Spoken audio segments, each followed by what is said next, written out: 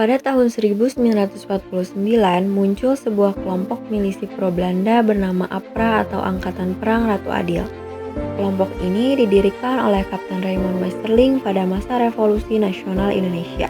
Anggota APRA sebagian besar berasal dari bekas tentara KNIL, yaitu Tentara Hindia Belanda, khususnya pasukan khusus Belanda atau Regimen Special Trooper. Latar belakang munculnya APRA berkaitan dengan hasil konferensi meja bundar tahun 1949 di Den Haag.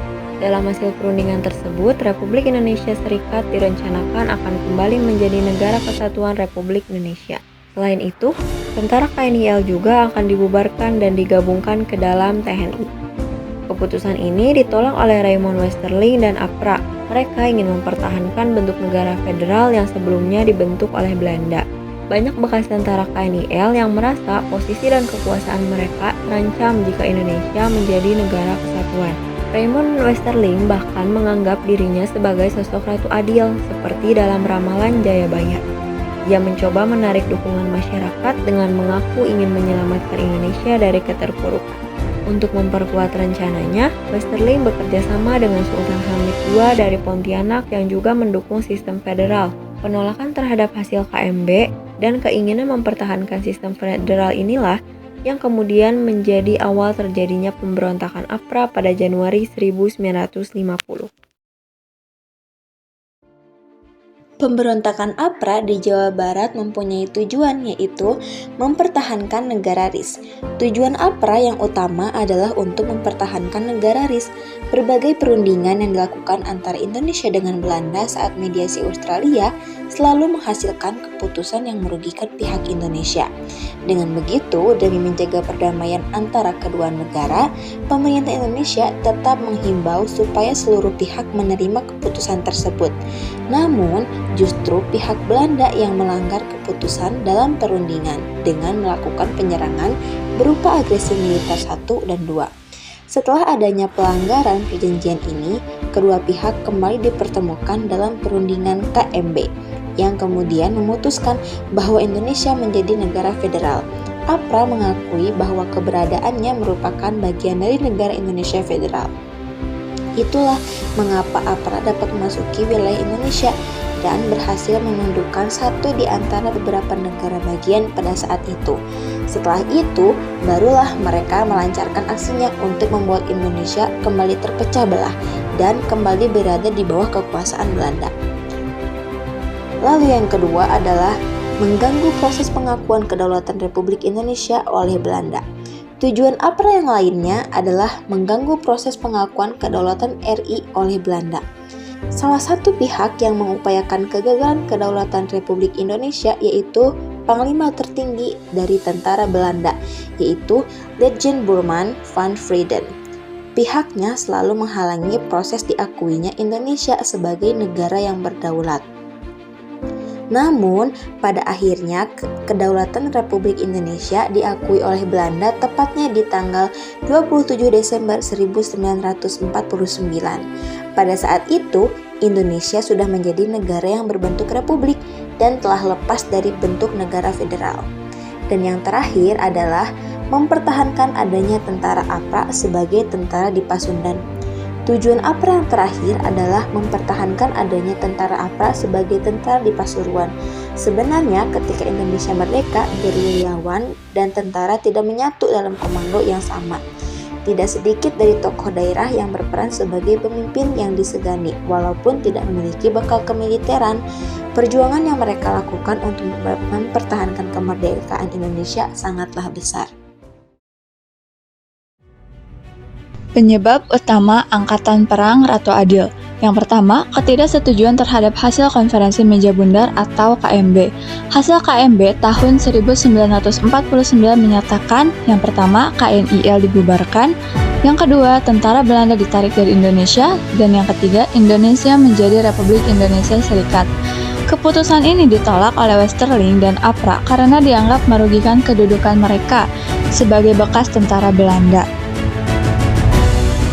Yang kedua, penolakan terhadap pembubaran negara bagian Republik Indonesia Serikat. APRA menolak rencana pembubaran negara-negara bagian dalam Republik Indonesia Serikat. Saat itu Indonesia berbentuk federal hasil KMB. Salah satunya adalah negara Pasundan. Banyak negara bagian yang ingin bergabung kembali ke Negara Kesatuan Republik Indonesia, tetapi APRA ingin mempertahankan sistem federal tersebut karena wilayah tersebut masih banyak kepentingan dan aset ekonomi kolonial Belanda. Yang ketiga, penolakan bekas tentara KNIL untuk bergabung dengan APRIS atau TNI. Sebagian besar anggota APRA adalah bekas tentara KNIL atau Tentara Hindia Belanda. Setelah hasil KMB, KNIL harus dibubarkan dan anggotanya dimasukkan ke APRIS atau TNI. Banyak tentara KNIL, termasuk Westerling, tidak setuju karena mereka tidak ingin berada di bawah pemerintahan Republik Indonesia.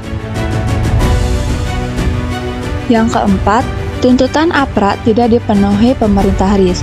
Pada 5 Januari 1950, Westerling mengirim ultimatum kepada pemerintah RIS agar yang pertama, mengakui negara Pasundan, yang kedua, mengakui APRA sebagai tentara resmi Pasundan. Pemerintah menolak tuntutan tersebut karena bertentangan dengan kebijakan penyatuan negara dan tentara nasional. Penolakan ini membuat APRA melakukan pemberontakan bersenjata. Yang kelima, ambisi Raymond Westerling. Raymond Westerling, mantan perwira KNIL, memiliki pasukan sendiri yang berasal dari mantan anggota pasukan khusus Belanda. Ia ingin mempertahankan pengaruh militer dan kekuasaannya di Indonesia melalui APRA. Pada 15 Januari 1949, APRA mulai berdiri dengan anggota yang sebagian besar merupakan tentara KNIL. Kalau dilihat-lihat lagi, unik juga ya nama kelompok tentaranya, Angkatan Perang Ratu Adil. Emangnya siapa sih Ratu Adil itu? Usut punya usut, Westerling mengambil nama Ratu Adil dari ramalan Jayabaya, yang konon merupakan sosok pemimpin berdarah Turki yang akan membawa keadilan dan kedamaian. Dalam mitologi Jawa, Ratu Adil juga dideskripsikan sebagai sosok penyelamat yang membawa kesejahteraan di Jawa. Oleh karena itu, Westerling yang kebetulan lahir di Turki mengambil nama tersebut agar APRA terkesan sebagai penyelamat untuk Jawa. Nah, pada tanggal 5 Januari 1950, ada sebuah ultimatum dari Westerling yang dikirimkan ke pemerintah pusat.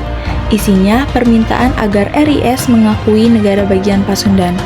Tentu saja permintaan tersebut tidak dipenuhi karena tidak sesuai dengan kebijakan yang dibuat oleh pemerintah pusat. Kabarnya, masih pada tanggal 5 Januari 1950, Westerling juga berusaha membunuh 7 orang penting di Bandung, baik dari militer maupun sipil.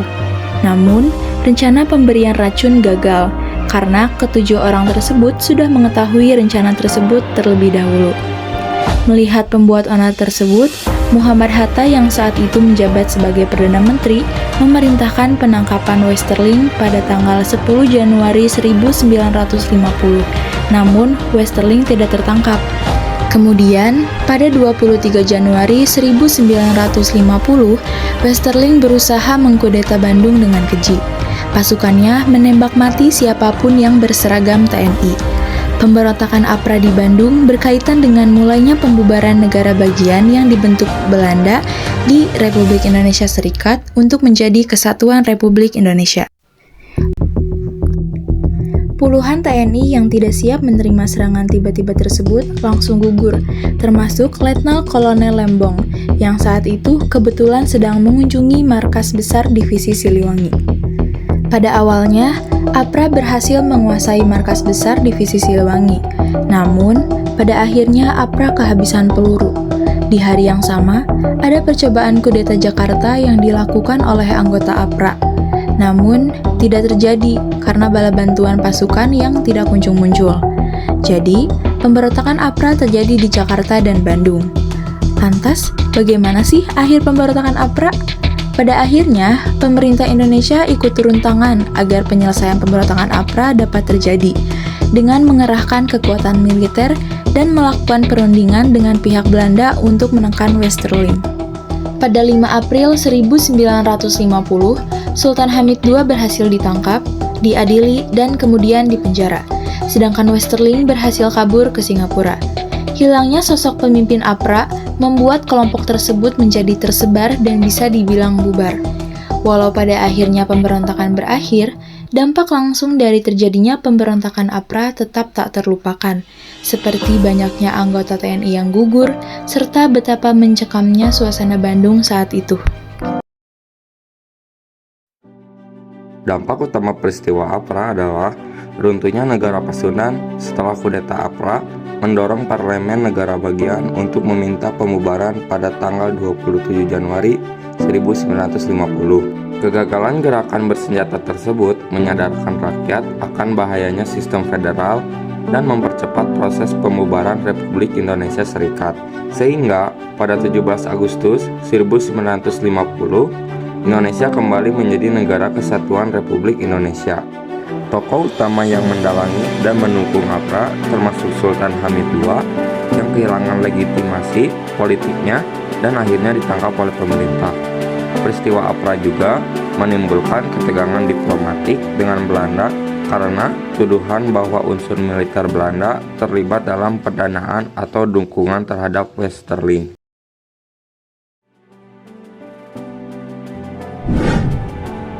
Raymond Westerling, sang pimpinan militer. Mantan kapten pasukan khusus Belanda ini adalah otak lapangan yang memimpin langsung serangan bendera di Bandung. Demi memuluskan aksinya, ia memanfaatkan mitos kuno yaitu Ratu Adil untuk merekrut ribuan anggota Kemil yang tidak setuju dengan pembubaran negara federal. Lalu tokoh kedua yaitu ada Sultan Hamid II. Jika Westerling adalah otaknya, maka Sultan Hamid II adalah otak intelektualnya dan politiknya. Menjabat sebagai menteri negara tanpa portofolio dalam kabinet RIS. Ia justru bersekongkol dengan Westerling. Ia merancang kudeta di Jakarta dengan target menculik dan membunuh tokoh-tokoh kunci Republik, termasuk Sultan Hamengkubuwono IX. Lalu ada tokoh yang ketiga, yaitu ada Anwar Tedjokro Aminoto, Perdana Menteri Negara Pasundan saat peristiwa itu terjadi. Ia ditangkap oleh pemerintahan RIS karena dianggap terlibat atau setidaknya memberikan panggung politik bagi gerakan pro-federal yang menjadi basis APRA. Yang keempat yaitu ada dari unsur keamanan. Beliau adalah Komisaris Besar Polisi Raden Yusuf. Perwira tinggi kepolisian ini namanya sering muncul dalam catatan sejarah karena diduga kuat ikut mengoordinasikan gerakan konspirasi APRA di wilayah Jawa Barat. Kalau yang terakhir yaitu ada Raden Adipati Arya Male Wiranata Kusuma, wakil pemerintahan RIS di negara Pasundan. Meski tingkat keterlibatannya masih diperdebatkan oleh para sejarawan, ia langsung mengambil langkah mundur dari jabatannya sesaat setelah aksi penyerangan APRA meletus di Bandung.